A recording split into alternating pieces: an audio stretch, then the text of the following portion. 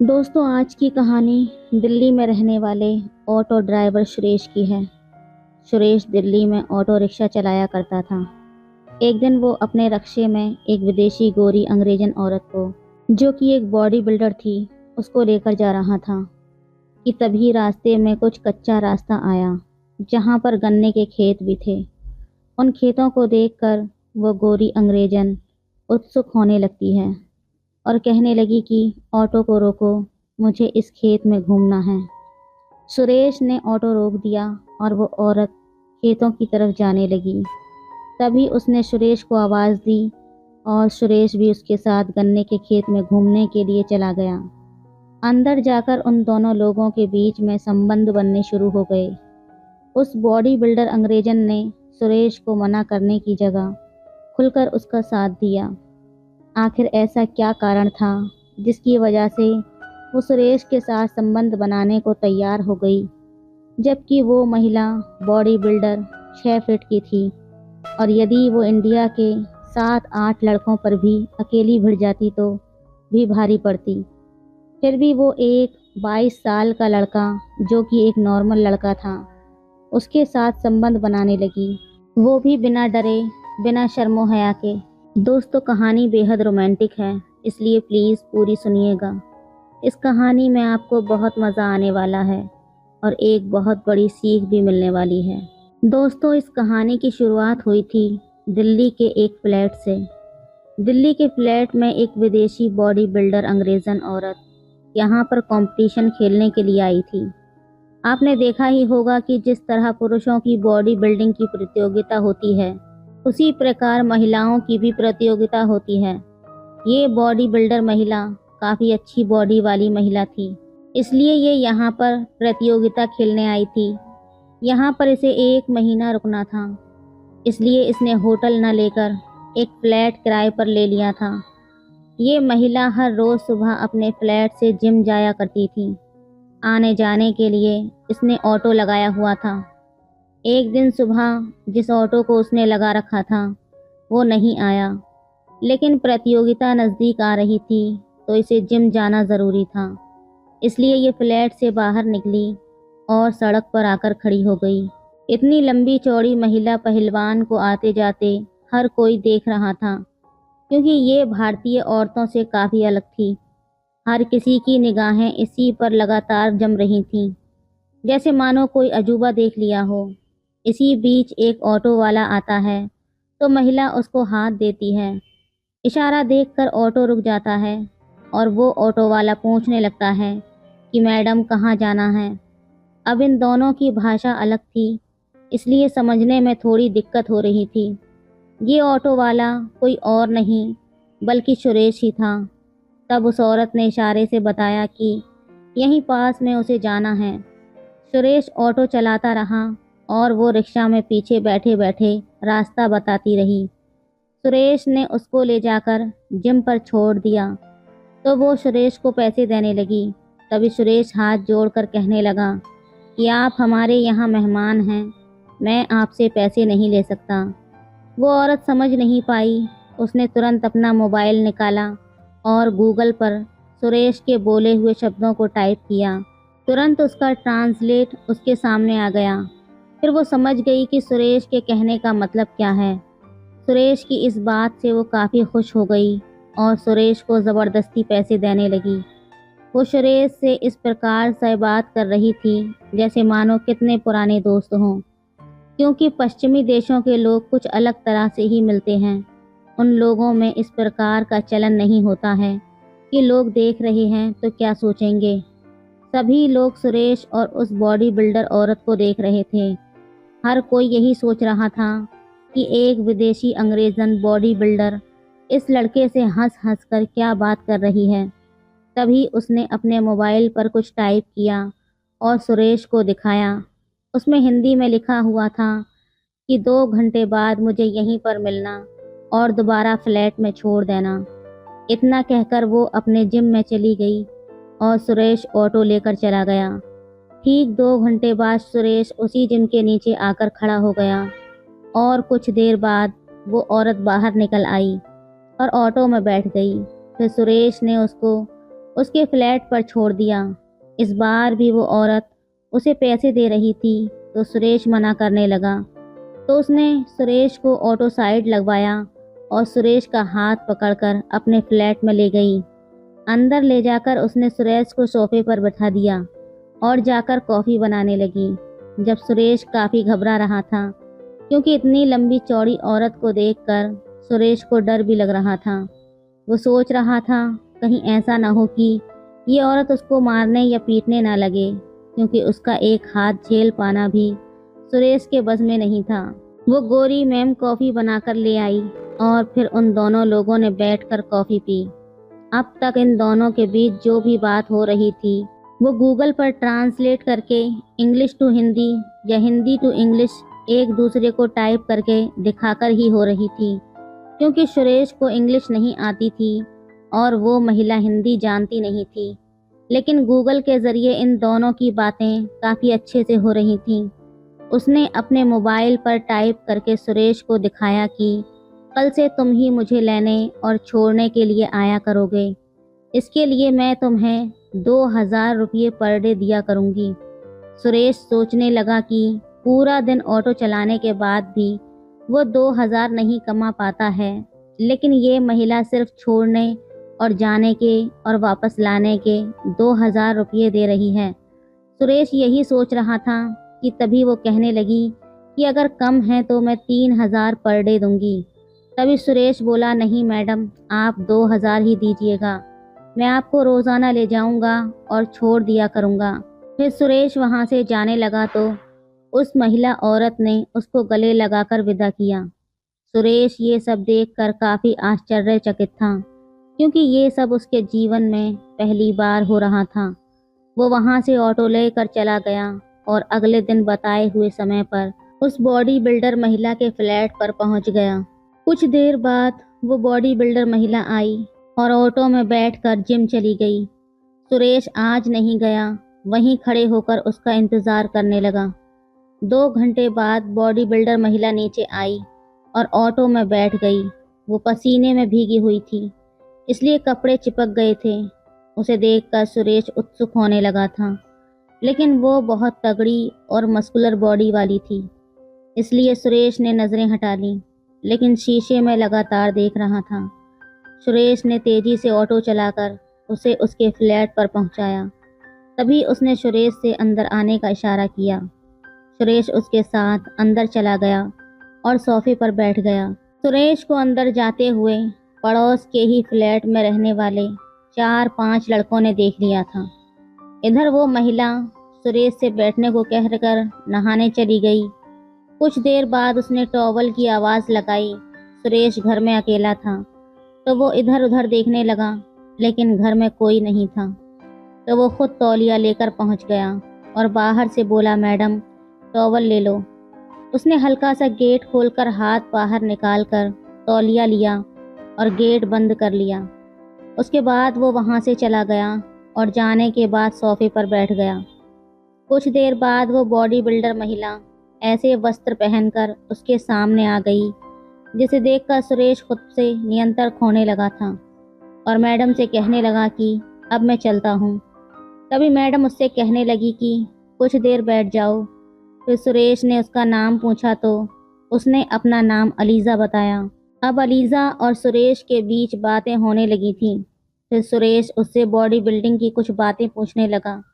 ये सब बातें टाइपिंग के द्वारा ही चल रही थीं। धीरे धीरे दिन गुजरते गए। अब 15वां दिन आ चुका था। अलीज़ा और सुरेश की काफ़ी गहरी दोस्ती हो चुकी थी। ये बात पड़ोस में रहने वाले उन 4-5 लड़कों को भी बहुत ज़्यादा खल रही थी। एक दिन सुरेश अलीज़ा को छोड़कर घर से बाहर निकला ही था कि तभी उन चारों लड़कों ने सुरेश को पकड़ लिया और उसके साथ मारपीट करने लगे। अलीज़ा अपनी बालकनी से ये सब देख रही थी और वो तुरंत नीचे आ गई और उसने उन चारों लड़कों की अच्छी खासी कुटाई कर डाली। एक लड़की से पिटने के बाद अब वो लड़के उससे बदला लेने की सोचने लगे, लेकिन अलीज़ा इतनी लंबी चौड़ी थी कि उनमें से किसी की भी हिम्मत उससे उलझने की नहीं हो रही थी। अब सुरेश उसे जिम से लेकर आता और वो उसे अपने ही घर पर रखती थी। धीरे धीरे इन दोनों लोगों में नज़दीकियां बढ़ने लगीं और प्यार भी हो गया था। और एक शाम ये दोनों लोग बैठकर खाना खा रहे थे और उसके बाद सुरेश जब घर जाने को हुआ तो अलीज़ा ने उसे रोक लिया। अलीज़ा के कहने पर सुरेश रुक गया और एक ही बेड पर बैठकर ये लोग बात कर रहे थे। तभी अलीज़ा सुरेश के नज़दीक आ गई और दोनों अपनी अपनी दुनिया में खो गए। उस रात सुरेश और अलीज़ा ने कई बार संबंध स्थापित किए। सुरेश इंडियन लड़का था, उसने घुड़सवारी की परफॉर्मेंस अच्छी दिखाई। अलीज़ा को सुरेश का साथ अच्छा लगने लगा था और फिर अब ये खेल शुरू हो चुका था। सुरेश और अलीज़ा घर पर अकेले रहते थे। सुरेश हर रोज़ अलीज़ा के साथ संबंध बनाता। अब सुरेश की सारी इच्छाएं पूरी हो रही थीं, पैसा भी मिल रहा था और ज़िंदगी का मज़ा भी मिल रहा था। इसी प्रकार कुछ दिन और गुजरे। तब तक अलीज़ा के इंडिया से जाने का समय आ गया। लेकिन अलीज़ा का मन था कि वो जब इंडिया से जाए तो इंडिया के गांव और खेतों की सैर करे। तभी उसने सुरेश से कहा कि चलो मुझे कहीं बाहर गांव क्षेत्र में घुमा कर लाओ। सुरेश ने ऑटो में अलीज़ा को बिठाया और काफ़ी दूर निकल गया। रास्ते में जब खेत पड़े तो अलीज़ा ने एक जगह उतरकर बहुत से खेतों में घूमने लगी। उसके बाद एक काफ़ी घना खेत था जो कि गन्ने का था। उसे देखकर वो काफ़ी उत्सुक होने लगी और सुरेश से उसके अंदर घूमने की इच्छा जाहिर की। सुरेश ने ऑटो रोका, तभी अलीज़ा अंदर जाने लगी और सुरेश को भी आवाज़ दे दी।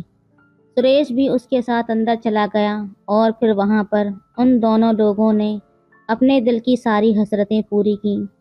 अलीज़ा अगले दिन जाने वाली थी तो इसलिए वो भी आज सुरेश के साथ अपनी आखिरी यादें बनाना चाहती थी। इसलिए दोनों लोगों ने एक दूसरे को खुलकर प्यार किया।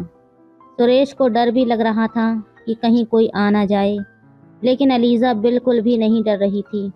उसको पता था कि वो एक साथ 10 पर भारी है, इसलिए वो थकने से काफ़ी देर बाद तक सुरेश के साथ खेत में ही बैठी रही और शाम को ये दोनों लोग फ्लैट पर आ गए। अगले दिन अलीज़ा की फ़्लाइट थी और वो इंडिया से अपने देश वापस लौट गई। इस कहानी में किसी भी प्रकार का कोई अपराध नहीं हुआ था। ये कहानी एक विदेशी महिला का भारतीय लड़के के प्रति प्रेम पर आधारित कहानी है। कहानी आपको कैसी लगी हमें प्लीज़ कमेंट में ज़रूर बताना।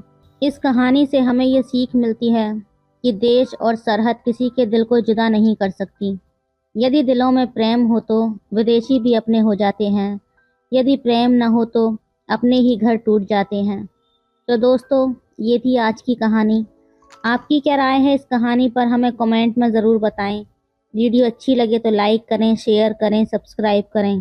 धन्यवाद। हेलो दोस्तों, मेरा नाम सुमैया है। अब्बू के अचानक गुजर जाने के बाद हमारे घर की माली हालत बहुत ज़्यादा ख़राब हो गई थी। हमारा परिवार अर्श से फर्श पर आ गया था। उनकी मौत के बाद हमें पता चला कि अब्बू ने बिजनेस के लिए बैंक से बहुत सारा लोन उठा रखा था। उस लोन को चुकाने के लिए हमें अपनी सारी प्रॉपर्टी बेचनी पड़ गई और अब सिर्फ हमारे पास वही घर बचा था जिसमें हम सब लोग रहते थे। अब्बू के जाने के बाद हमारे खाने के भी लाले पड़ गए थे। हम जैसे तैसे गुजारा कर रहे थे। मेरी 12वीं की परीक्षा भी सर पर थी, इसलिए मैं भी घर वालों की मदद नहीं कर पा रही थी। पैसे की तंगी से छुटकारा पाने के लिए अम्मी ने सोचा कि क्यों ना ऊपर वाले फ्लोर को किराए पर दे दिया जाए। किराया आएगा तो कम से कम घर का खर्चा तो चलेगा। अब्बू के समय में हमारे पास सब कुछ हुआ करता था और अब हालात ऐसे हो गए हैं कि हम एक एक पैसे को मोहताज हो गए हैं। हम किराएदार की तलाश कर रहे थे और जल्द ही हमें किराएदार मिल भी गया। वो किराएदार एक जवान, खूबसूरत और हट्टा कट्टा मर्द था। उसका नाम जिहान था और वो मेरे ही कॉलेज में एक नए टीचर लगे थे। उन्हें कॉलेज से पता चल गया था कि सुमैया के घर वालों को एक किराएदार की ज़रूरत है। उन्हें घर आते ही हमारे हालातों के बारे में पता चल गया था। एक दिन उन्होंने मेरी अम्मी से कहा, सुमैया के बोर्ड की परीक्षा नज़दीक आ रही है और जहाँ तक मैंने देखा है वो किसी के पास ट्यूशन भी पढ़ने नहीं जाती है, फिर उसकी तैयारी कैसे हो पाएगी। अम्मी ने कहा, जिहान बेटा, तुम तो देख ही रहे हो कि हमारे घर के हालात कैसे हैं। इसकी ट्यूशन फीस भरने के लिए मेरे पास पैसे नहीं हैं। जिहान सर बोले, आप उस बात की फिक्र ना कीजिए, आप सुमैया को मेरे पास भेज दीजिएगा, मैं उसको पढ़ा दूंगा और ट्यूशन फीस भी नहीं लूँगा। जिहान की ये बात सुन के मेरी अम्मी को तो जैसे तिनके का सहारा मिल गया था। अम्मी ने कहा, शुक्रिया बेटा, मैं आज से ही सुमैया को तुम्हारे पास पढ़ने के लिए भेज दिया करूँगी। मैं उसी शाम से उनके पास पढ़ने के लिए जाने लगी थी। कुछ दिन तो सब ठीक ठाक रहा, वो मुझे बहुत मन लगाकर पढ़ा रहे थे, पर एक महीने बाद कुछ ऐसा हुआ जो मेरी समझ से बाहर था। मैं कॉलेज से वापस आते ही उनके पास पढ़ने के लिए चली जाती थी, लेकिन मैं जैसे ही अपनी किताब खोलती थी, किताब में से खुशबू आती जिसे सूंघकर मैं बेहोश हो जाती। जब मुझे होश आता था तो मेरे कपड़े इधर उधर होते थे और मुझे दर्द बहुत ज़्यादा होता था। इस सब के बाद वो मुझे एक गिलास जूस देते थे जिसे पीकर मैं ठीक हो जाती थी। वो मुझसे कहते थे कि सुमैया, अपने खाने पीने का ध्यान रखा करो, तुम बहुत ज़्यादा कमज़ोर हो गई हो, इसलिए शायद तुम्हें चक्कर आ जाते हैं और तुम बेहोश हो जाती हो। और हाँ, ये बात अपनी अम्मी से मत कहना, नहीं तो वो बेवजह परेशान हो जाएंगी। वैसे भी तुम्हारी अम्मी अभी बहुत मुसीबत से गुजर रही हैं, तुम उनकी परेशानी और मत बढ़ाना। मैं तुम्हें रोज़ एक गिलास जूस बनाकर दे दिया करूँगा, जिससे तुम बहुत जल्द ही ठीक हो जाओगी और तुम्हारी कमज़ोरी भी दूर हो जाएगी। काफ़ी दिनों तक तो ऐसे ही चलता रहा। मैं रोज़ उनके पास ट्यूशन पढ़ने जाती थी और किताब खोलते ही बेहोश हो जाती थी। जब मुझे होश आता था तो मेरे पूरे बदन में दर्द हो रहा होता था। अब मैं भी सबसे तंग आ चुकी थी। फिर एक दिन मैंने वहाँ रखी किताब खोली ही नहीं और बेहोश होने का नाटक करने लगी। उसके बाद जो मेरे साथ हुआ, उसे सोच कर तो मेरी रूह आज भी कांप जाती है। उस वक्त मैं सिर्फ 18 साल की थी और 12वीं की कक्षा में पढ़ती थी। हम बहुत अमीर परिवार से थे। मेरे परिवार में मेरे अम्मी अब्बू और एक छोटा भाई था। हमारे पास किसी भी चीज़ की कमी नहीं थी और सब कुछ अच्छा चल रहा था। पर कहते हैं ना कि बुरा वक्त कभी बताकर नहीं आता। हमारी ज़िंदगी में भी बुरा वक्त आया और उस बुरे वक्त ने हमारे अब्बू को हमसे छीन लिया था। उनके जाने के बाद उनके पार्टनर ने धोखे से उनका सारा बिजनेस हड़प लिया और सारा बैंक लोन जो अब्बू के नाम से था वो भी नहीं चुकाया। समय से लोन न चुकाने पाने की वजह से बैंक वाले अब मेरी अम्मी को परेशान करने लगे थे। मेरी अम्मी जिससे भी मदद मांगने जाती थी वो उनका फ़ायदा उठाने की कोशिश करता था। यहाँ तक कि हमारे मामा मामी और चाचा चाची ने भी हमारी मदद करने से इनकार कर दिया था। बड़ी अम्मी ने तो हमारा फ़ोन उठाना भी बंद कर दिया था और ना ही बड़े पापा को उठाने देती थी। ये सब वही लोग थे जो हमेशा मेरे अब्बू से मदद मांगने आते थे और मेरे अब्बू दिल खोल कर इन लोगों की मदद करते थे। पर हमारे मुश्किल वक्त में किसी ने हमारी मदद नहीं की। मेरे एक चाचा थे, उनकी उम्र ज़्यादा होने की वजह से शादी नहीं हो पाई थी। जब मेरी अम्मी उनसे मदद मांगने गई तब उन्होंने एक प्रस्ताव रखा कि अगर वो उनके साथ पति पत्नी वाला रिश्ता रखेंगी तब वो अब्बू का सारा कर्जा चुका देंगे और उनके बच्चों का भी ख्याल रखेंगे। मेरी अम्मी को उनकी बातों से इतनी घिन आई कि वो फिर किसी के पास मदद के लिए नहीं गई। अम्मी ने अब्बू के ऑफिस के अलावा सब कुछ बेच दिया था और सारा कर्जा चुका दिया और बचे हुए पैसों से एक छोटा सा घर खरीद लिया। अब हमारे पास बचत के नाम पर कुछ भी नहीं था। एक टाइम के खाने के बाद हमें ये भी पता नहीं होता था कि दोबारा खाना मिलेगा भी या नहीं। मेरा छोटा भाई बहुत ज़्यादा छोटा था। जब वो दूध के लिए रोता था तो मेरी अम्मी उसे पानी में चावल का आटा घोल कर पिला देती थी। हमारे बहुत ही बुरे दिन आ गए थे। जब अम्मी को लगा कि ऐसे गुजारा नहीं हो पाएगा तो उन्होंने कोई काम धंधा करने की सोची। बहुत हाथ पैर मारने के बाद उनको एक अस्पताल में रिसेप्शनिस्ट की जॉब मिल गई थी, पर उनकी सैलरी इतनी नहीं थी कि हमारे घर के सारे खर्चे निकल सकें। अम्मी जैसे तैसे मेरे स्कूल की फ़ीस तो भर देती थी, पर ट्यूशन की फ़ीस न भर पाने की वजह से ट्यूशन टीचर ने मुझे क्लास में आने से रोक दिया था। एक दिन मेरी एक पड़ोसन ने मेरी अम्मी को सलाह दी कि क्यों ना आप अपने घर का ऊपर वाला फ्लोर किराए पर उठा दो, इसलिए आपको 4 पैसे भी मिल जाएंगे। मेरी अम्मी को उनकी ये बात अच्छी लगी और उन्होंने घर के बाहर किराए का बोर्ड टांग दिया। उसी दौरान मेरी मुलाकात मेरे एक सीनियर आमिर से हुई। क्योंकि मेरी ट्यूशन जाना बंद हो गया था, तो मेरी मैम ने ही कहा था कि जब तक तुम दोबारा ट्यूशन शुरू नहीं करती, तब तक आमिर से ही प्रॉब्लम पूछ लिया करो। ऐसे ही हमारी बात शुरू हुई थी और फिर हम अच्छे दोस्त बन गए थे। कुछ दिनों बाद हमारी क्लास टीचर अर्चना मैम अपनी मैटरनिटी लीव पर चली गईं और उनकी जगह पे एक नई क्लास टीचर आए जिनका नाम जिहान था। जब मैं पहली बार उनसे मिली थी, तो मुझे उनका स्वभाव बहुत अच्छा लगा था।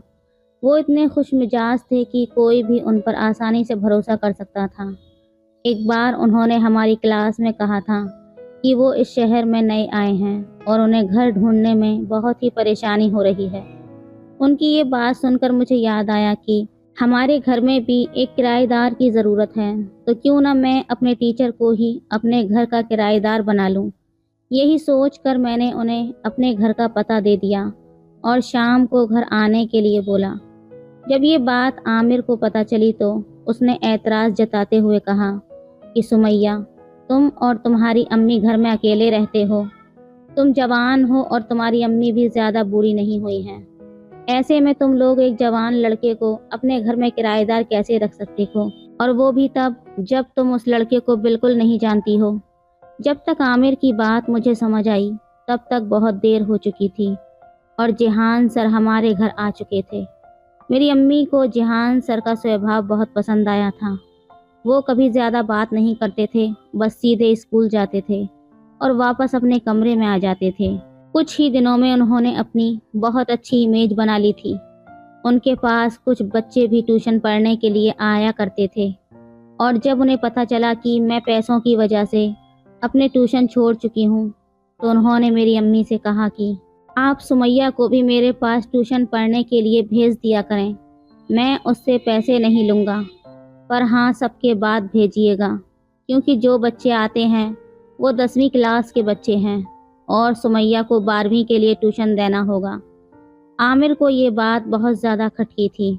वो चाहता ही नहीं था कि मैं जिहान सर के पास ट्यूशन पढ़ने जाऊं, और अगर उन्हें दया ही करनी है तो सबके सामने करें, पीछे से क्यों। वो बोला, देखो सुमैया, मुझे इसके इरादे कुछ अच्छे नहीं लग रहे।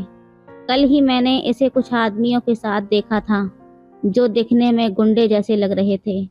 उन लोगों के साथ एक लड़की भी थी जो गाड़ी की पिछली सीट पर सो रही थी। उस वक्त मैंने ध्यान नहीं दिया, पर अब मुझे लगता है कि शायद वो लड़की बेहोश थी। मैंने आमिर से कहा, तुम कुछ ज़्यादा ही सोच रहे हो। ऐसा भी तो हो सकता है कि वो लोग सर के मिलने वाले हों और जो लड़की गाड़ी में सो रही हो वो बीमार हो। आमिर अपनी जिद पर अड़ चुका था। वो बोला, तुम मानो या ना मानो, मैं इस आदमी के बारे में सब कुछ पता लगा कर रहूँगा। और फिर हम दोनों अपने अपने घर चले आए। कुछ वक्त तक सब सही चलता रहा। आमिर ने भी जिहान सर के बारे में बात करना बंद कर दिया था, पर मैं कुछ दिनों से महसूस कर रही थी कि हफ्ते में 1-2 बार जब मैं ऊपर जाती थी, तो सर मुझे एक किताब खोलकर पढ़ने के लिए देते थे। उस किताब को खोलने के बाद मेरी आंखों के सामने अंधेरा हो जाता था और मुझे बहुत देर बाद होश आता था। जब मुझे होश आता था तो मेरे सारे कपड़े इधर उधर होते थे और मेरे शरीर में एक अजीब किस्म का दर्द मालूम होता था। मेरे उठने के बाद सर मुझे एक गिलास जूस देते थे और कहते थे कि शायद तुम अपने खाने पीने पर ध्यान नहीं देती हो, इसलिए तुम कमज़ोर होती जा रही हो। वो जूस पीने के बाद मैं बहुत अच्छा महसूस करने लगती थी। सर जिहान मुझसे कहते थे कि ये आप अपनी अम्मी से मत कहना, नहीं तो वो बेवजह परेशान हो जाएंगी। वैसे भी तुम्हारी अम्मी अभी बहुत मुसीबतों से गुजर रही हैं, तुम उनकी परेशानी और मत बढ़ा देना। मैंने सर की बात मानकर अपनी अम्मी को कुछ भी नहीं बताया था, पर अब मुझसे ये सब सहन नहीं हो रहा था। मुझे अपने स्कूल से ज़्यादा सर के पास जाने की जल्दी रहती थी। मुझे पता था कि मेरे साथ कुछ गलत हो रहा है, पर मुझे उसके बाद जो सुकून मिलता था, मैं उसके लिए तड़पने लगती थी। अब आमिर को भी मुझ में अजीब बदलाव महसूस हो रहे थे। एक दिन तो उसने सीधे ही पूछ लिया, क्या हो गया है सुमैया, तुम अचानक से बहुत ज़्यादा बदल गई हो। तुम्हारा मुझ पर ध्यान ही नहीं रहता है। क्या अब अपने नए सर को चाहने लगी हो। आमिर की बात मुझे लग गई थी और अब मैंने भी सोच लिया था कि चाहे जो भी हो जाए, अब मैं जान कर रहूँगी कि आखिर मेरे साथ क्या हो रहा है। क्योंकि मैं जानती थी कि मैं सर को प्यार तो नहीं करती थी, पर फिर मुझे वहाँ जाने की इतनी जल्दी क्यों रहती है। कॉलेज ख़त्म होने के बाद मैं ट्यूशन के लिए गई और आज तो किस्मत ने भी मेरा साथ दे दिया। सर ने मुझे बुक खोलने के लिए दी और ख़ुद पानी लेने चले गए। मैंने किताब खोलने का नाटक किया और सर के आने से पहले बेहोश हो गई। पानी लेने के बाद सर वापस आए और मुझे बेहोश पड़ा देखकर खुश हो गए थे। उसके बाद वो मुझे उठाकर अपने बेडरूम में ले गए और मुझे अपने बेड पर लिटा दिया। उन्होंने जैसे ही मेरे कपड़ों की तरफ हाथ बढ़ाया, पीछे से एक आवाज़ आई, रुको, अब तुम्हारा खेल ख़त्म हो गया है। ये आवाज़ किसी और की नहीं बल्कि आमिर की थी, जो पुलिस के साथ खड़ा हुआ था। मौका पाकर मैं भी उठकर खड़ी हो गई और अपने कपड़े संभाल लिए। मैं भागकर आमिर के पीछे छिप गई। एक साथ सारे पुलिस वालों और मोहल्ले वालों को देखकर जेहान डर गया और खिड़की से भागने की कोशिश करने लगा, लेकिन तभी पुलिस ने उसे पकड़ लिया। बाद में पुलिस वालों ने हमें बताया कि ये कोई जेहान नहीं है, बल्कि मुंबई का मशहूर डॉन है, जो बी ग्रेड की फिल्में बनाता है और लड़कियों की तस्करी करता है। ये शहर में एक नया नाम और नया रूप लेकर जाता है, कभी डॉक्टर बनकर, कभी टीचर बनकर, और फिर ज़रूरतमंद लोगों की भलाई करने के नाम पर उनकी बच्चियों को किसी न किसी बहाने से अपने पास बुलाता है। ये उन बच्चियों को नशीली दवाइयाँ देकर बेहोश कर देता है और फिर उनके साथ गंदा काम करके उनकी फिल्म बनाकर बेचता है। और कभी कभी तो अच्छा ग्राहक मिलने पर पूरी की पूरी लड़की ही बेचकर भाग जाता है। ये हर शहर में एक नया क्राइम करता है और फिर वहाँ से भाग जाता है। इसने न जाने कितनी मासूमों की ज़िंदगी बर्बाद की है। मेरी अम्मी को जब जेहान की सच्चाई पता लगी तो वो रोने लग गई और बोली, अब मेरी बेटी से कौन निकाह करेगा। इसने मेरी बेटी की ज़िंदगी बर्बाद कर दी। अम्मी को रोते हुए देखकर आमिर आगे आया और मेरा हाथ थाम कर अम्मी से बोला, आप चिंता न कीजिए, मैं कभी भी सुमैया को अकेला नहीं छोड़ूंगा। इसमें इसकी कोई गलती नहीं है। ये एक हादसा है जो किसी के साथ भी हो सकता है। मेरी अम्मी ने आमिर से पूछा, बेटा तुम्हें कैसे पता चला कि सुमैया खतरे में है। आमिर बोला, आंटी मुझे इस आदमी पर बहुत पहले से ही शक था और आज जब मैं सुमैया से मिलने स्कूल पहुंचा तो मैंने इसे उन्हें 3 लोगों के सामने हाथ जोड़कर गिड़गिड़ाते हुए देखा था। ये कह रहा था कि मैं कैसे भी करके आज डिलीवरी कर दूंगा और इसने इसी घर का एड्रेस भी दिया था। जब मैं तुरंत ही पुलिस स्टेशन पहुंच गया और पुलिस वालों को सब कुछ बता दिया। इस हादसे को हुए 6 साल हो चुके हैं और मेरी और आमिर की शादी भी हो चुकी है। मैं आमिर के साथ अपनी ज़िंदगी में बहुत खुश हूँ, लेकिन जब उस हादसे के बारे में सोचती हूँ तो मेरी रूह तक लरस जाती है। तो दोस्तों, ये थी आज की कहानी। आपकी क्या राय है इस कहानी पर, हमें कमेंट में। हेलो दोस्तों, आज की कहानी बाप और बेटी के प्यार की है, इसलिए प्लीज़ पूरी सुनिएगा। मेरा नाम संध्या है, मेरी उम्र 20 साल है। जवानी की दहलीज पर जैसे ही कदम रखा मैंने, मुझे देखने वाले आहें भरने लगे थे, लेकिन मैंने आज तक किसी को लिफ्ट नहीं दी थी। घर में मैं और मेरे पापा रहते हैं। मेरी माँ एक नंबर की कमीनी निकली, अपने आशिक के साथ भाग गई क्योंकि मेरे पापा कोई काम धंधा नहीं करते थे। आवारा घूमना, शराब पीना, मुझे वो बहुत प्यार करते हैं। उनके सिवा मेरे इस दुनिया में कोई नहीं है। रिश्ते नाते सब पैसे वालों के हैं।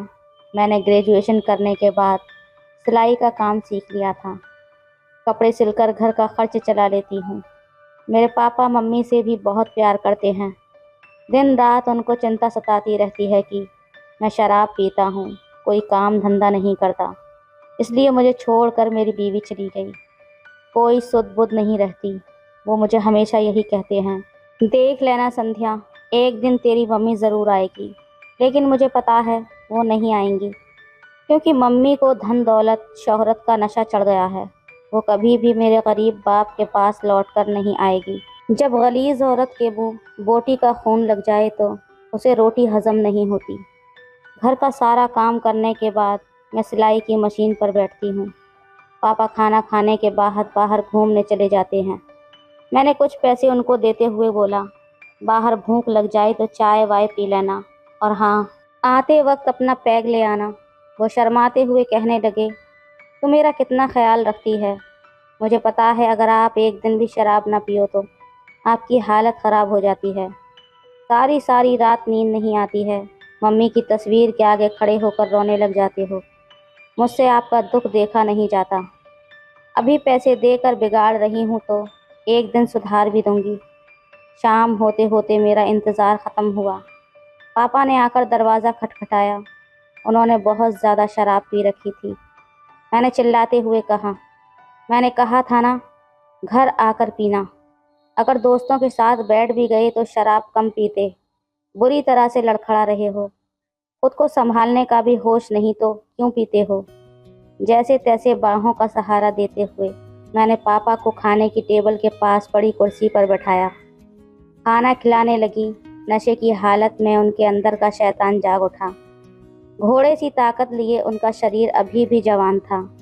मेरे खूबसूरत हुस्न को देखकर उनकी आंखें चमक उठी थीं। मैं समझ चुकी थी कि भूख लगी हो तो हम रोटी से पेट भर सकते हैं, लेकिन जिस्म की भूख मिटाने के लिए एक जीवन साथी का होना ज़रूरी है। पापा के हाथ मेरे शरीर पर यहाँ वहाँ लग रहे थे। उनका भी क्या दोष था।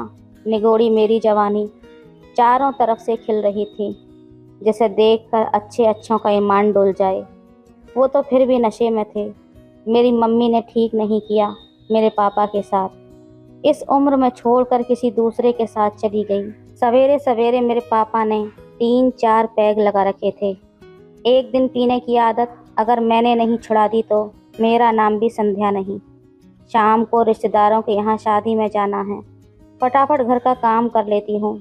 ये सब सोचती हुई मैंने और पापा ने नाश्ता किया। आज ज़्यादा ठंड नहीं थी, फिर भी मैंने पापा के लिए गर्म पानी रखा। तौलिया देते हुए मैंने कहा, क्लीन शेव करके नहा लेना। मैंने गर्म पानी रख दिया है। नहाने के बाद पापा कमरे में आए। उस वक्त मैं कपड़े धोने के लिए निकाल रही थी, जब वे अपने दोनों हाथों से बालों को सुखाते हुए ड्रेसिंग टेबल के पास पहुंचे थे। मैं क्या देखती हूँ कि तौलिया उनकी कमर को छोड़ता हुआ पैरों में आकर गिर पड़ा था। वो मेरे सामने। उनको तो होश कहाँ था कि उनके अलावा कमरे में मैं भी हूँ। उस वक्त उनकी पीठ मेरी तरफ थी। शीशे में मुझे साफ दिखाई दे रहा था। थोड़ा बहुत होश भी रखा करो, कहते हुए मैंने पापा का तौलिया लपेट दिया था। आपको याद है ना, हम दोनों को पार्टी में जाना है। होटल के टेरेस पर बहुत ही शानदार प्रोग्राम चल रहा था। रंग बिरंगी लाइटों के बीच मधुर संगीत बज रहा था। एक तरफ वेज नॉन वेज खाने की व्यवस्था तो दूसरी तरफ पीने वालों के लिए कोल्ड ड्रिंक और विदेशी शराब परोसी जा रही थी। हमने वर वधू को आशीर्वाद देने के साथ गिफ्ट दिया और पार्टी का आनंद लेने लगे। खाना खाने के बाद पापा जी ने पैग लिया और मैं कोल्ड ड्रिंक पीने लगी। वो मुझसे आंखें चुराते हुए खूबसूरत लड़कियों और औरतों को देखने लगे थे। एक से एक पटाखा वहाँ घूम रही थी। मैंने देखा उनका गिलास अभी भी भरा हुआ है। वो आज मुंह से नहीं, आँखों से पैमाने पी रहे थे। तभी एक फुलझड़ी हमारे पास आकर कहने लगी, हाय यंग मैन, मेरे साथ डांस करोगे क्या? उसने पापा का हाथ पकड़ लिया। ये देखकर मैं तो जल भुन कर राख हो गई। पापा उसके साथ खिंचे हुए डीजे फ्लोर तक चले गए। अब दोनों चिपक चिपक कर डांस कर रहे थे। मुझे बहुत ज़्यादा गुस्सा आने लगा था। कमीनी कहीं की, खाई पी लगती है। मन करने लगा उसका मुंह नोच लूं। तभी मेरे अंदर से एक आवाज़ उठी, संध्या, वो तुम्हारे पापा हैं, पति नहीं। जो इतनी जलन हो रही है। वो जवान और हैंडसम हैं, उनका भी तो मन करता होगा किसी औरत के साथ। तुम्हारी मम्मी का तो सुख मिला नहीं उनको। अगर कुछ हो रहा है तो तुम बीच में क्यों टांग अड़ाती हो? आज तो मज़ा ही आ गया। पार्टी में रही सही कसर पापा ने पूरी कर दी थी। मैं गुस्से से भड़क उठी। हाँ, आपको तो मज़ा ही आएगा, कैसे चिपक चिपक कर उस औरत के साथ मज़े कर रहे थे। अरे तुम उसे नहीं जानती संध्या, वो तुम्हारी मम्मी की सहेली काव्या है। बेचारी को पति ने छोड़ दिया है। हाँ, तभी तो तुम दोनों की जोड़ी जम रही थी। मैं फिर जल भुनकर राख हो गई। बोली, उसका पति छोड़कर चला गया और तुम्हारी पत्नी रास्ता बिल्कुल साफ है, तभी तो वो तुम पर डोरे डाल रही है। मैं ये सब मम्मी को बता दूंगी, वो आने वाली है। हाय राम, मैंने इतना बड़ा झूठ कैसे बोल दिया। ये सब तो गुस्से में हो गया था। वो तो मुझे बचपन में ही छोड़कर चली गई थी। उसकी तो मैंने आज तक शक्ल भी नहीं देखी, सिर्फ तस्वीरों में पता है कि ये मेरी माँ है। इंतज़ार की जब इंतहा हो गई तो पापा समझ चुके थे कि मैंने झूठ बोला था। मम्मी नहीं आने वाली है। वो बोतल से पैग पर पैग लगाए जा रहे थे। मम्मी को याद करते हुए उनका ये हाल देखकर मुझसे रहा नहीं गया। मुझे झूठ बोलने की सज़ा मिलनी चाहिए थी। यही सोचकर रात को पापा के कमरे में चली गई। उस वक्त कमरे की लाइट जल रही थी। पापा खर्राटे लेकर सो रहे थे, लेकिन मेरी नींद उड़ी हुई थी। टेबल पर रखी हुई बोतल में अभी भी कुछ शराब बाकी थी। मैंने उसे उठाकर मुंह से लगाया और पूरी खाली कर दी। शर्म मिटाकर बेशर्म जो होना था। मैंने कमरे की लाइट ऑफ कर दी। बेड के एक तरफ पापा सो रहे थे तो दूसरी तरफ मैं। मेरा स्पर्श पाकर पापा उठ चुके थे। अभी भी वो नशे में थे। कह रहे थे, संध्या की मम्मी तुम आ गई हो। मुझे पूरा यकीन था एक दिन तुम ज़रूर आओगी। पापा मुझे मम्मी समझकर अपनी बाहों में भर लिए थे। पापा सवेरे घर की साफ सफाई कर रहे थे। ये देखकर मैं हैरान रह गई। मैंने पूछा, क्या बात है पापा जी, बड़े खुश लग रहे हो। वो बोले, रात को तेरी मम्मी आई थी, इतना गंदा घर पड़ा है, क्या सोच रही होगी। मैंने आज से पीना भी छोड़ दिया है। मेरे होंठों पर मुस्कान दौड़ने लगी थी। कुछ पाने के लिए बहुत कुछ खोना पड़ता है दोस्तों। तो दोस्तों, ये थी आज की कहानी। आपकी क्या राय है इस कहानी पर हमें कमेंट में ज़रूर बताएं। वीडियो अच्छी लगे तो लाइक करें, शेयर करें, सब्सक्राइब करें। धन्यवाद। कमला ने अपने दोनों हाथ ऊपर करके सीना ऊंचा उठाकर भरपूर अंगड़ाई ली थी। उसकी अंगड़ाई मानो सामने खड़े गांव के मंदिर के पुजारी राम किशन को खुला न्योता देते हुए लग रही थी। कमला ने उस पुजारी को सुबह के 4 बजे झूठ बोलकर अपने घर में बुला लिया था। वो घर में अकेली थी, वहाँ दूसरा कोई न था। कमला उस पुजारी से अपनी हसरतों को पूरा करना चाहती थी। कमला ने आगे बढ़कर राम किशन का हाथ पकड़कर अपनी तरफ खींचना चाहा, मगर उसने अपना हाथ छुड़ा लिया। राम किशन पुजारी की पत्नी की मौत 10 साल पहले हो चुकी थी। तब से उसकी जिंदगी बेरंग हो गई थी। आज कमला के इस तरह अपने घर पर बुलाने पर वो हैरान था। क्या उसे पूरे गांव में कोई दूसरा जवान मर्द नहीं मिला? किसी गांव वाले ने उसे कमला के साथ देख लिया तो बदनामी हो जाएगी। राम किशन अपनी बेइज्जती होने के डर से कांप उठा था। वो कमला से बोला, क्या तुझे इस गांव में कोई जवान मर्द नहीं मिला जो मुझ बूढ़े को बहाने से बुलाकर लाई है? तुझे क्या अपने पति की बदनामी का जरा भी डर नहीं है? पुजारी जी, मेरा पति पैसा कमाने बाहर गया है। इस बात को 6 महीने हो गए हैं। वो कब आएगा पता नहीं, और मैं प्यासी तड़प रही हूँ। कमला ने उसे बताया। पुजारी ने उसे समझाना चाहा, अगर ऐसी बात है तो तुझे कभी नहीं गिरना चाहिए। वो अगर तेरे लिए पैसा कमाने गया है तो तुझे उसकी अमानत किसी तीसरे के सामने नहीं परोसनी चाहिए। औरत तो घर की इज्जत होती है पगली। पुजारी जी, धर्म कर्म की बातें बुढ़ापे में ही याद आती हैं। जवानी की आग में सुलगती औरत को उपदेश नहीं बल्कि मोहब्बत की बारिश की ज़रूरत होती है, जिससे उसकी प्यास बुझ सके।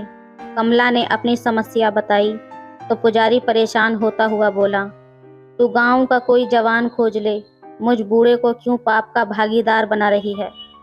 जवान तो गांव में बहुत हैं जो मेरे एक इशारे पर मर मिटने को तैयार हैं, मगर मैं अपने पति के कहने में बंधी हुई हूँ। कमला ने राम किशन के सामने ये बात रखी तो वो चौंक उठा। क्या तेरे पति ने जाते समय ऐसा करने को कहा था? बड़ा अजीब आदमी है तेरा। राम किशन ने हैरत भरे लहजे में पूछा। कमला ने बताया, जब मेरा पति जाने लगा था तो उसने मुझे चरित्रवान रहने की बात कही थी। कमला तो अपने पति को बाहर भेजने के हक में नहीं थी। जब उसके पति ने अपनी मजबूरी जाहिर की तो कमला ने भी उसकी सब्र रखने वाली बात को नकार दिया था। जब कमला किसी तरह नहीं मानी तब उसके पति अजय ने उसे समझाने की गरज से सलाह दी थी।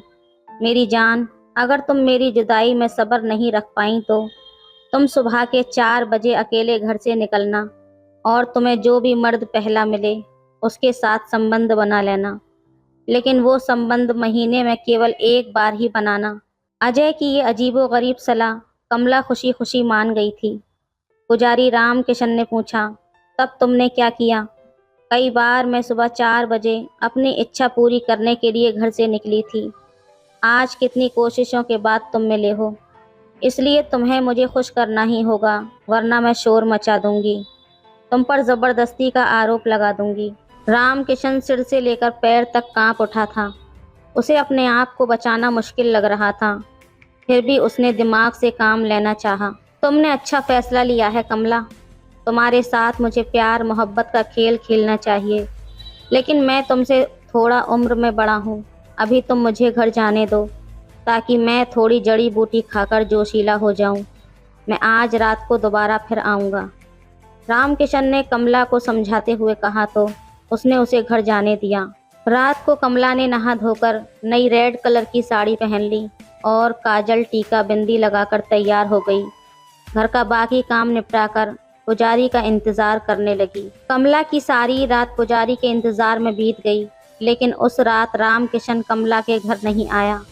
अब तो उसने सुबह सवेरे टहलने जाना बंद कर दिया था। कमला कितनी बार बहाने से मंदिर भी आई, मगर वहाँ कोई न कोई राम किशन के पास बैठा हुआ होता था। अब कमला की बेचैनी बढ़ने लगी थी। अब वो पुजारी को किसी भी कीमत पे अपने घर लाना चाहती थी। आखिर 2 दिन बाद जब रात को पुजारी अपने कमरे में आराम कर रहा था तो कमला चुपके से पुजारी के कमरे में पहुंच गई और पुजारी के पैर दबाने लगी। अरे अरे, ये क्या कर रही हो? औरतों से पाँव नहीं दबाते। ये कहते ही कमला खड़ी हो गई और कमला उसके साथ उसके घर चलने की जिद करने लगी। पुजारी ने उसके साथ जाने से साफ इनकार कर दिया। अब मुझ मुड्ढे में आग के नाम पर बस चिंगारी ही बची है। तुम यहाँ से चली जाओ। पुजारी के ये कहते ही कमला ने बोला, चिंगारी को आग में बदलना मुझे खूब आता है। ये कहते ही कमला ने अपने ब्लाउज की डोरी खोलकर राम किशन को अपनी जन्नत के दर्शन करा दिए। राम किशन ये देखते ही उछल पड़ा। तभी दरवाजे पर दस्तक हुई तो कमला ने अपने आप को ठीक किया और किवाड़ खोल दिए। सामने राम किशन का एक यजमान और उसकी पत्नी किसी काम के चलते वहां आ पहुंचे थे। कमला को मजबूरन वहां से निकलना पड़ा और वो नाक भौं सकोड़ती हुई वहां से चली गई। रात हो चुकी थी और उसकी बेचैनी बढ़ती ही जा रही थी। खैर, रात को वो ये सोचकर सो गई कि अगली सुबह जो भी मर्द उससे पहले दिखाई देगा उसी के साथ वो संबंध बना लेगी। अगली सुबह वो 4 बजे उठकर सज संवर कर वो पहले मर्द की तलाश में गांव के खेतों की तरफ निकल पड़ी। 15-20 मिनट कुछ दूर चलने के बाद उसने सोचा, भला मेरी किस्मत खराब है या गांव के सब मर्द मर गए हैं मेरे लिए। ये विचार कर जैसे ही उसने वापस घर लौटने की सोची, तभी गन्ने के खेत में कुछ सरसराहट की आवाज़ उसे सुनाई दी।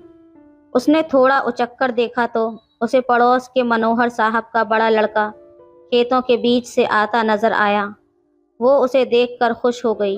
क्या बात है, कहाँ मैं उस बुढ़े पुजारी की मिन्नतें करने में लगी हुई थी और यहाँ तो आखिर गठीले बदन का मर्द मुकेश मुझे मिल ही गया। उसकी खुशी का ठिकाना न रहा, पर यह खुशी ज़्यादा देर की न थी।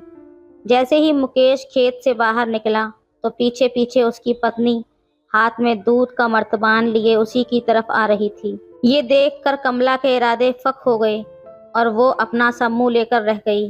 धीरे धीरे दिन गुजरने लगे। एक दिन राम किशन सुबह सवेरे नदी पर नहाने चला गया।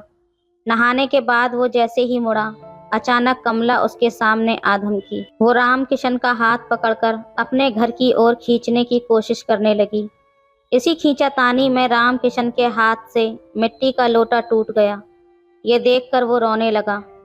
कमला हैरान होते हुए पूछने लगी, यह मिट्टी का लोटा ही तो टूटा है, तुम रोते क्यों हो? मैं तुम्हें इस मिट्टी के लोटे के बदले में स्टील या पीतल तांबे का बढ़िया सा लोटा दिलवा दूंगी। तब राम किशन बोला, मैं लोटा टूटने पर इसलिए रो रहा हूँ क्योंकि इसे मेरी पत्नी ने मेरे लिए 10 साल पहले एक मेले में खरीदा था। अब वो जिंदा नहीं है। मैं इस लोटे को देखकर तसल्ली कर लेता था कि वो आज भी मेरे साथ है, पर आज लोटा टूट गया है। ऐसा लग रहा है जैसे वो सचमुच मुझसे अलग होकर बहुत दूर चली गई है। कमला ये सब देखकर मन ही मन पिघलने लगी। उसे राम किशन की वफादारी पर हैरानी हो रही थी। वो सोच रही थी कि एक वो है जिसका पति परदेश पैसा कमाने गया है। वो कुछ दिनों के बाद ज़रूर लौट कर आएगा क्योंकि वो वादा करके गया है। वो फिर भी अपने तन की भूख मिटाने के लिए गिरने पर आमादा है। पुजारी राम किशन अब भी रो रहा था। सुबह का उजाला चारों तरफ फैलने लगा था। कमला अब भी सोच रही थी कि इतनी सुबह तो राम किशन जैसे सज्जन ही घर से बाहर निकलते हैं। अगर वो दिन के उजाले में किसी मनचले से उलझ जाती तो वासना की दलदल में बुरी तरह फंस जाती। बदनामी मिलती सो अलग। तब वो अपनी गृहस्थी जिंदगी बर्बाद होने से नहीं बचा पाती। पुजारी राम किशन ने कमला को तबाह होने से बचा लिया था। वो तो उसकी इज्जत का रखवाला निकला। तो दोस्तों, ये थी आज की कहानी। आपकी क्या राय है इस कहानी पर, हमें कमेंट में ज़रूर बताएं। वीडियो अच्छी लगे तो लाइक करें, शेयर करें, सब्सक्राइब करें। धन्यवाद। 2 दिन पहले मैंने एक बहुत ही खूबसूरत से बेटे को जन्म दिया। हमारे घर में चारों ओर खुशी का माहौल था। मेरे पति और मेरी सास बहुत खुश थे क्योंकि ये इनके घर की पहली खुशी थी। और मेरे पति ने मुझे बताया था कि 4 साल बाद उनके पिता घर वापस आ रहे हैं। ये सुनकर मेरी सास की खुशियों का कोई ठिकाना न रहा।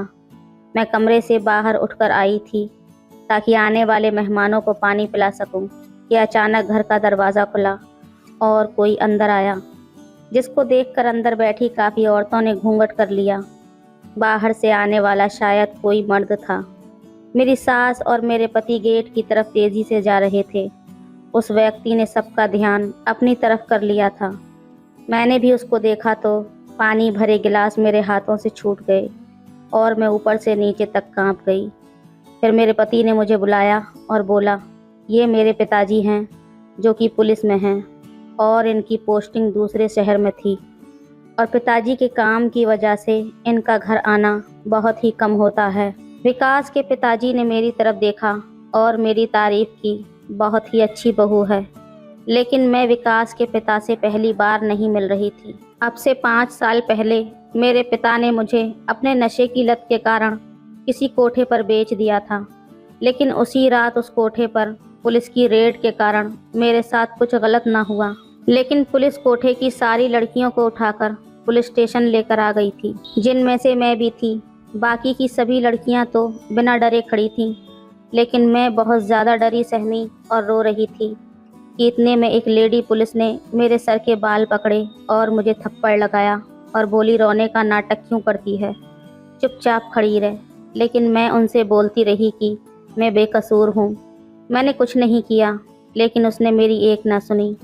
कुछ देर के बाद बड़े साहब आ गए और मुझे रोता देखकर उन्होंने मुझसे बात की और उनको वही कहा कि मैंने कुछ नहीं किया, मैं बेकसूर हूँ।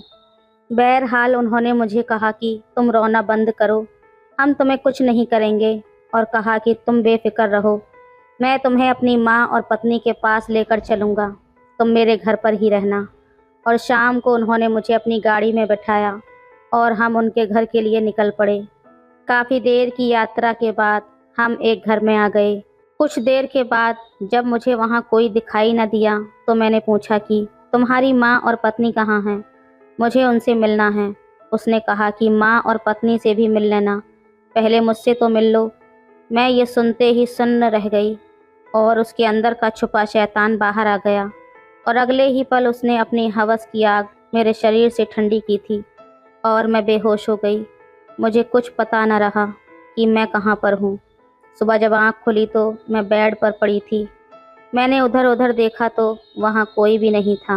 मैंने भागने की सोची तो बाहर से गेट बंद थे। अब वो रोज़ रात में आता और मेरे साथ जुल्म करके सुबह अपने काम पर चला जाता था। लेकिन मुझे उस नर्क से किसी न किसी तरह बाहर तो आना ही था। एक दिन मैं घर के स्टोर रूम में पहुंच गई। वहां एक जाली लगी थी। मैंने एक नुकीली चीज़ से उसको काटना चाहा तो वो मोटी होने के कारण मुझसे एक दिन में नहीं कटने वाली थी। इसलिए मैं उसके जाते ही उस जाली को काटने लग जाया करती थी। इसी तरह कई दिन तक मैं लगातार उसको काटती रही और सुबह में उसके जाते ही मैं उसमें से निकलकर भाग गई। मैंने सोचा जब तक वो घर आएगा मैं बहुत दूर निकल जाऊंगी और इस नर्क से शायद मेरा पीछा छूट जाएगा। और मैं एक बस में बैठ गई और ऐसा ही हुआ। मैं उस जगह से बहुत दूर निकल आई। रास्ते में जब मुझे भूख लगी तो मैंने एक औरत से खाना मांगने की कोशिश की, लेकिन मेरी हिम्मत ना हुई। खैर कुछ देर बाद उस औरत ने मुझे बिना मांगे खाना दिया और मैंने ले लिया। शायद वो मेरी हालत समझ गई थी, क्योंकि मैं बहुत बुरे हाल में थी। पहनने को चप्पल न थी, कपड़े बहुत ख़राब हो गए थे। बस वाले ने भी जब मुझसे पैसे मांगे तो मैं रोने लगी और बोली कि मेरे पास पैसे नहीं हैं। खैर वो तो चला गया और अब बस अपने आखिरी स्टॉप पर रुक गई। तो मैं भी बस से उतर गई और चलते चलते एक गांव में पहुंच गई। वहां मुझे एक बड़ा सा घर दिखा, जहां काफ़ी सारी भैंसें और गायें बंधी हुई थीं और उनके चारे का एक बहुत बड़ा सा कमरा था। मैं वहां पर गई तो मुझे कोई भी ना दिखा और मैं चुपचाप भैंसों के चारे वाले कमरे में छुपकर सो गई। जब सुबह मेरी आंख खुली तो सामने एक लड़का और एक बूढ़ी औरत खड़ी थी, जो उस लड़के की माँ थी। वो लड़का कोई और नहीं बल्कि विकास था। उनकी आंखों में हज़ारों सवाल थे। खैर मैंने उनको अपनी सारी बात बताई तो उन्होंने मुझे अपने पास रख लिया। कुछ दिन मैं उनके पास रही।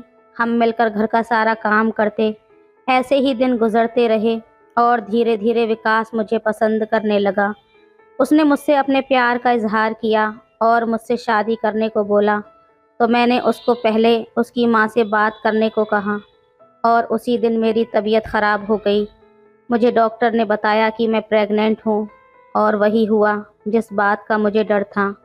इतनी दूर आने के बाद भी उस शैतान के साये ने मेरा पीछा नहीं छोड़ा था।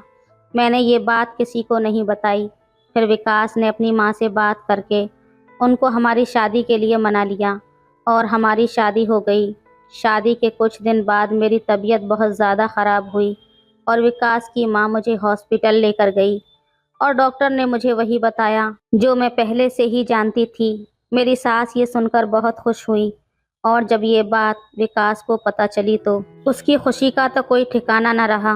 मैं ऊपर ही ऊपर हंस रही थी, लेकिन अंदर से बहुत ज़्यादा सहमी हुई थी, क्योंकि मैं सच्चाई जानती थी। लेकिन विकास की खुशी बढ़ती ही जा रही थी, पर मेरा दिल बहुत दुखी था। फिर मुझे खबर मिली कि मेरे ससुर घर आ रहे हैं, जो 4 साल पहले अपनी नौकरी की वजह से बाहर गए थे और फिर अपनी अय्याशियों के चलते जिन्होंने पीछे मुड़कर नहीं देखा। मगर जब मैंने अपने ससुर को देखा तो मेरे होश उड़ गए, क्योंकि ये वही व्यक्ति था जिसने मुझे बर्बाद किया था। भाग्य मेरे साथ ऐसा खेल भी खेलेगा ये कभी मैंने सोचा भी नहीं था। मैं बहुत ज़्यादा डर गई थी और अपने ससुर के सामने जाने से भी बचती थी। लेकिन जब भी मुझे किसी मजबूरी के कारण जाना पड़ता तो वो मुझे बुरी नज़रों से घूरता रहता था। उसकी नज़रें मेरे दिल को जलाती थीं और मेरा ऐसा दिल करता कि ज़मीन फटे और मैं उसके अंदर समा जाऊं। मैं विकास को भी कुछ नहीं बता सकती थी, क्योंकि राज ही ऐसा था। अपने अंदर की इस जंग से मुझे खुद ही लड़ना था। मैं हर मुमकिन कोशिश करती कि मेरा ससुर से मेरा सामना ना हो। खैर एक दिन मैं नहाकर बाहर निकली तो मेरा ससुर आंगन में ही बैठा था। तो मैंने पास ही पड़ी चादर से अपने आप को पूरा लपेट लिया, क्योंकि उनकी नज़रें मुझ पर हर वक्त टिकी हुई थीं। मैं जल्दी से अपने रूम की तरफ और तेज़ी से चलने लगी, क्योंकि मुझे उनके पीछा करती नज़रें अब डराने लगी थीं। और रोज़ की तरह जब मैं इस रात भी अपनी बेटे के लिए दूध गर्म करने रसोई में गई, मुझे लगा कि मेरे पीछे कोई खड़ा है। मैंने जैसे ही पीछे मुड़कर देखा तो सामने अपने ससुर को देखकर ऐसा लगा जैसे मेरी जान ही निकल गई है। मैं पूरी तरह ठंडी पड़ गई और वो मुझे देखकर शैतानी हंसी से मुस्कुरा रहा था। तुम क्या समझती हो, मेरे घर की बहू बनकर रहोगी और मैं तुम्हें इतनी आसानी से छोड़ दूंगा? मैं जानता हूँ कि तुम यहाँ मेरे बेटे से मैंने जो तुम्हारे साथ किया उसका बदला लेने आई हो। बताओ ये बच्चा किसका है? मैं जानता हूँ कि तुम जैसी औरतें कभी भी एक मर्द के साथ नहीं रह सकती। उसकी बातें सुनकर मुझे बहुत गुस्सा आ रहा था, लेकिन मैंने अपने आप को शांत किया और अपने रूम की तरफ जाने लगी। लेकिन मेरे बेशर्म ससुर ने मेरा हाथ पकड़ लिया और कहा कि तुम ऐसे नहीं जा सकती, तुम्हें मेरी बातों का जवाब देना ही होगा। आज मैं तुमसे सारा हिसाब चुकता करूँगा। अगर तुम ये सोच रही हो कि मैं ये बात किसी को नहीं बताऊँगा, तो तुम्हारी ये गलतफहमी है। मैं तुम्हें आखिरी मौका दे रहा हूँ। तुम यहाँ से चली जाओ और अपनी इस गंदगी को भी अपने साथ ले जाओ। मैं एक बाजारू औरत को अपने घर की इज्जत नहीं बना सकता। ये बात सुनते ही मेरा सवर जवाब दे गया और मैंने अपने ससुर को एक ज़ोरदार तमाचा जड़ दिया। मेरी आंखें गुस्से और जज्बात से नम हो गई थीं। मैंने कहा, शर्म आनी चाहिए तुम्हें ऐसी बात करने से। मुझे यकीन नहीं होता कि विकास तुम्हारा बेटा है। तुम जैसा पिता भगवान किसी दुश्मन को भी ना दे। और जिस बच्चे को तुम गंदगी बोल रहे हो, वो तुम्हारे ही कर्मों की सज़ा है। मेरे ये बोलते ही उसकी आंखें फटी की फटी रह गईं और कहने लगा, तुम झूठ बोल रही हो। ये सब तुम यहाँ रहने की वजह से कर रही हो। मैंने उसकी आंखों में देखा और बोला, यही सच है। बड़ी जल्दी भूल गए। तुमने ही तो मुझे कई बार बर्बाद किया था। मेरे अंदर इससे पहले इतनी हिम्मत नहीं थी कि मैं उसकी बातों का जवाब भी दे सकूं, लेकिन आज मैं उसकी हर बात का जवाब दे रही थी।